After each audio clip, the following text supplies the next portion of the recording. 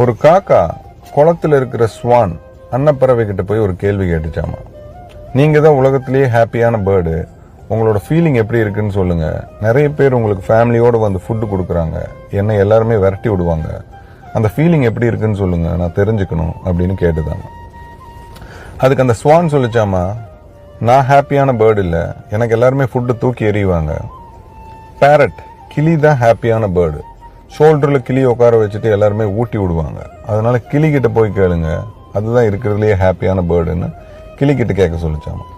So இந்த காக்கா கிளி கிட்ட போய் கேட்குது, நீங்க சொல்லுங்க, நீங்க தான் ஹாப்பியான பேர்டுன்னு நான் கேள்விப்பட்டேன், எப்படி இருக்கு அந்த ஃபீலிங் அப்படின்னு கேட்டுதான். அதுக்கு அந்த கிளி சொல்லிச்சாமா, நான் ஹாப்பியான பேர்டு இல்லை, பக்கத்தில் ஜூவில் நான் மயிலை பார்த்துருக்கேன், மயில் தான் இருக்கிறதுலே ஹாப்பியான பேர்டு, அது தோகையை விரித்து ஆடுற வரைக்கும் எல்லாரும் வெயிட் பண்ணி ஃபோட்டோலாம் எடுக்கிறாங்க, அதுக்கிட்ட கேட்டு பாருங்க அப்படின்னு சொல்லிச்சோம்.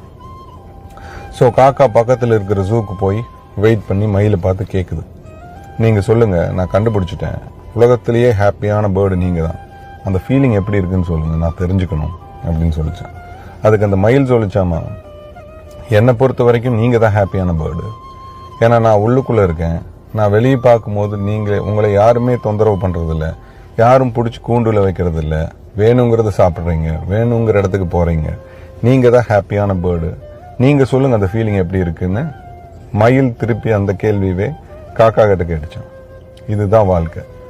நம்ம லைஃப்பை மற்றவங்க லைஃபோட கம்பேர் பண்ணி வாழ்ந்துட்டு இருந்தோம்னா நம்ம லைஃபோட கிரேட்னஸே நமக்கு தெரியாமல் போயிடும். நம்மளை மாதிரி இந்த உலகத்தில் யாருமே இருக்க மாட்டாங்க, நம்மளை மாதிரி யாருமே யோசிக்க மாட்டாங்க. அப்போ நம்ம எவ்வளோ யூனிக் பாருங்கள். நம்மளோட குவாலிட்டிஸ் இன்னொருத்தங்களுக்கு இருக்காது, நம்மக்கிட்ட என்ன இருக்குதோ அதை நம்ம டெவலப் பண்ணாலே வாழ்க்கையோட தரம் உயர்ந்துடும். நம்ம அதை விட்டும் போட்டு மற்றவங்களோட லைஃப் கூட கம்பேர் பண்ணிட்டு இருந்தோம்னா கம்பேரிசன் வெறும் நெகட்டிவிட்டியை தான் உண்டு பண்ணும், வேண்டாத சிந்தனைகளை தான் நமக்கு கொடுக்கும், நம்ம வாழ்க்கையோட முன்னேற்றத்தையே தடுத்துரும். ஸோ கம்பேர் பண்ணாமல் வாழலாம், நம்மக்கிட்ட என்ன இருக்கோ அதை டெவலப் பண்ணணும்னு யோசிக்கலாம், வாழ்க்கையோட தரம் கண்டிப்பாக உயரும். My name is Niyas Basheer.